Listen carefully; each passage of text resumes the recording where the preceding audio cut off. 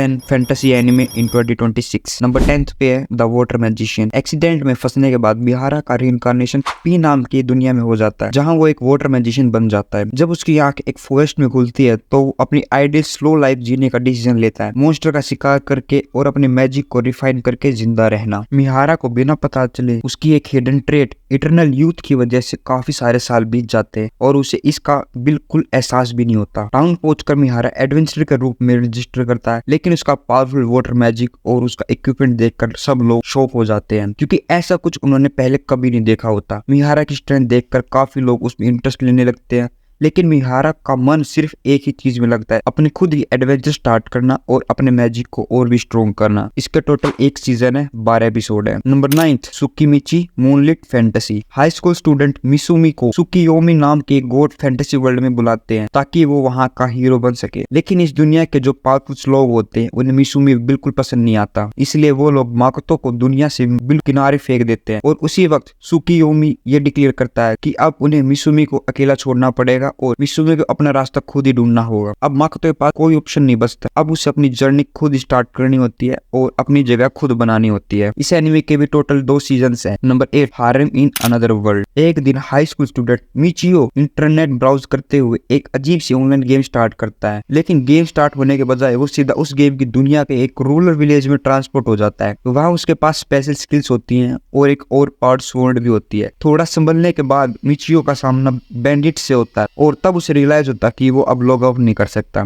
अपनी किस्मत को एक्सेप्ट करते और रियलिटी को मान के मिचियो अपनी एक नई फैंटेसी जर्नी स्टार्ट करता है। पैसे कमाने के लिए डंजन्स कॉन्कर करता है और साथ ही मैनुअली डिजायर्स पाने के लिए एक हारम बिल्ड करता है। इस एनिमे का भी टोटल एक ही सीजन है। Number 7 I got a cheat skill in another world. अपनी पूरी जिंदगी में यूया को अपने आसपास सब लोग नफरत ही मिली है, यहाँ तक कि उसके पेरेंट्स भी उसे नीचा दिखाते रहे। हालात और भी खराब तब हो जाते हैं जब उसके ग्रैंडफादर, जो एकलौते इंसान थे जिन्होंने उसे कभी प्यार दिया था, अचानक डेथ हो जाती है और यूया बिल्कुल अकेला रह जाता है। इतनी मुश्किलों के बावजूद यूया हमेशा दूसरों की मदद करने और काइंडनेस दिखाने की कोशिश करता रहता है, लेकिन चाहे कोई कितना भी अच्छा हो, हर इंसान की कोई लिमिट होती है। जब यूया पूरी तरह टूटने के पॉइंट पर होता है तब उसकी जिंदगी में एक छोटी सी उम्मीद नजर आती है, एक बाथरूम में एक छुपे हुए डोर की वजह से। ये दरवाजा एक दूसरी दुनिया के अबेंडन हाउस तक 2-वे एक्सेस देता है, जहां पहुंचते यूया को गेम जैसे स्टैट्स और स्किल्स मिल जाती है। इन नई ब्लेसिंग्स के साथ जो यूया पहले सबके लिए बेकार था, अब वो अपना ट्रू पोटेंशियल अचीव कर सकता है और धीरे धीरे अनस्टॉपेबल बन सकता है। इसका भी एक ही सीजन है। नंबर 6 गाचियापुटा। एक अमीर शहर के लोगों के लिए चीजें फेंक देना कोई बड़ी बात नहीं होती, लेकिन वही कचरा शहर के स्लम्स में रहने वाले रूडो के लिए बहुत कीमती होता है। अपने अडॉप्टिव फादर रेगटो की बार बार वार्निंग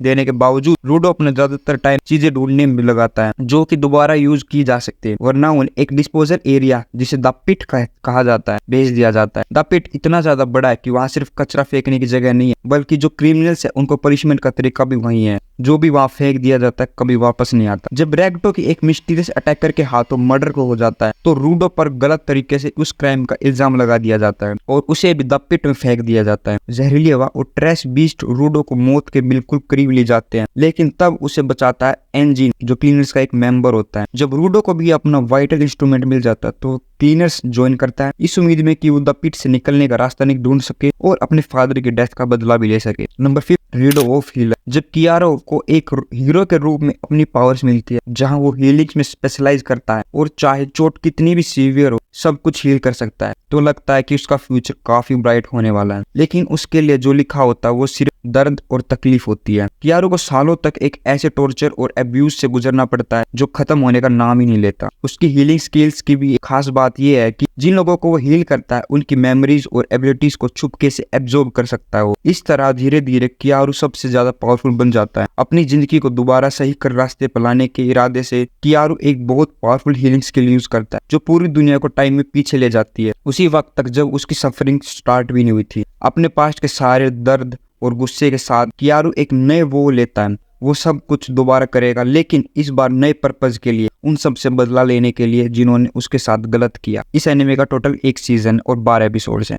नंबर 4 रीज़ीरो। जब सुबारू कन्वीनियंस स्टोर से बाहर निकलता है तो उसे बिल्कुल भी अंदाजा नहीं होता कि उसकी नॉर्मल एवरीडे लाइफ अचानक से खत्म हो जाएगी और वो सीधा एक फैंटेसी वर्ल्ड में फेंक दिया जाएगा। इस कंफ्यूज टीनेजर के लिए पहले ही चीजें इतनी अच्छी नहीं होती और थोड़ी ही देर बाद उस पर कुछ थग्स अटैक कर देते हैं। उसके पास सिर्फ ग्रोसरी का बैग और एक बिल्कुल यूजलेस फोन हो चुका है और वो बुरी तरह पिट जाता है उन लोगों से। तभी वहाँ एक मिस्टीरियस और ब्यूटीफुल लड़की जिसका नाम सेटला होता है आकर सुबारू को बचाती है। सेटला असल में उस शख्स को ढूंढ रही है जिसने उसकी इंसिग्निया चुरा ली होती है, लेकिन उन दोनों को पता नहीं होता कि अंधेरों में कोई और काफी ज्यादा डेंजरस फोर्स उनके छुपके से स्टॉक कर रही होती है। और जैसी इंसिग्निया मिलती है सिर्फ कुछ ही मिनट्स के अंदर सुबारू और सेटला दोनों को ब्रूटली मर्डर कर दिया जाता है। लेकिन कहानियां खत्म नहीं होती। सुबारू तुरंत दोबारा होश में आता है और खुद को एक बिल्कुल फैमिली सीन में पाता है। वही थग्स, वही सेटला, सब कुछ फिर से रिपीट हो रहा होता है। यही मिस्ट्री और गहरी हो जाती है क्योंकि हिस्ट्री बिना किसी वजह दोबारा रिपीट होने लग जाती है। इस एनीमे का एक मूवी और टोटल 3 सीजन आ चुके हैं। नंबर 3 पे जो एनीमे है वो है शांग्री-ला फ्रंटियर। हाई स्कूल स्टूडेंट रुकारू की एक हॉबी होती है कि वो पुअरली मेड्स गेम खेलना पसंद करते हैं। ऐसे गेम जो या तो प्रॉपरली बैलेंस नहीं होते या फिर जिसमें इतने बग्स होते हैं कि प्लेएबल ही नहीं होते। जो कुछ लोग इस हॉबी को शेयर करते हैं वो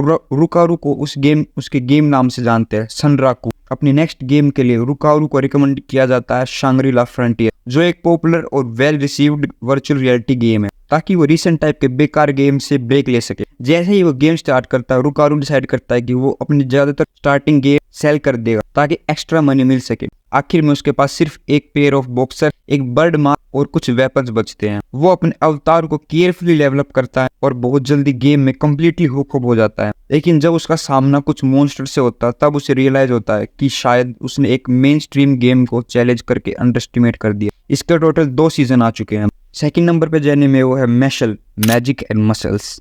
इस मैजिकल वर्ल्ड में किसी भी इंसान के पास मैजिकल एबिलिटीज है या नहीं, ये उसके फेस पे बने मार्क से इजीली पहचाना जा सकता है। जो लोग मैजिकल प्रैक्टिस नहीं कर सकते उन्हें सोसाइटी के मैजिकल मेंटेन काम करने के लिए तुरंत भेज दिया जाता है। लेकिन एक फॉरेस्ट के अंदर मैश के रूप में हमें एक इंसान मिलता है जिसके एक हाथ से तो आयरन पंप होता है और दूसरे हाथ से वो क्रीम पफ खाता है। ये अनोखा लड़का जिसमें सुपर ह्यूमन स्ट्रेंथ है लेकिन बिल्कुल भी मैजिकल एबिलिटीज नहीं होती, अपने फादर के साथ एक क्वाइट लाइफ जी रहा होता है, सोसाइटी से काफी दूर। मैश की शांति ज्यादा देर तक नहीं रह पाती क्योंकि जब अथॉरिटीज को उसकी एबिलिटी का पता चलता है तो वो उसे एक अल्टीमेटम देते हैं, या तो वो डिवाइन विजनरी बनने के लिए कम्पीट करे जिसे सब लोग उसे एक्सेप्ट कर लेंगे, और या फिर वो जिंदगी भर काम करे। अपनी फैमिली को प्रोटेक्ट करने के लिए मैं प्रेस्टिजियस ईस्टर्न मैजिक एकेडमी में एनरोल करता है जहाँ सिर्फ मोस्ट इलाइट और गिफ्टेड स्टूडेंट्स को ही एंट्री मिलती है। अब मैश को एक मैजिकलेस इंसान होने की अपनी कमियां को ओवरकम करनी होगी और बाकी स्टूडेंट से आगे निकलना होगा सिर्फ अपने मसल्स के भरोसे।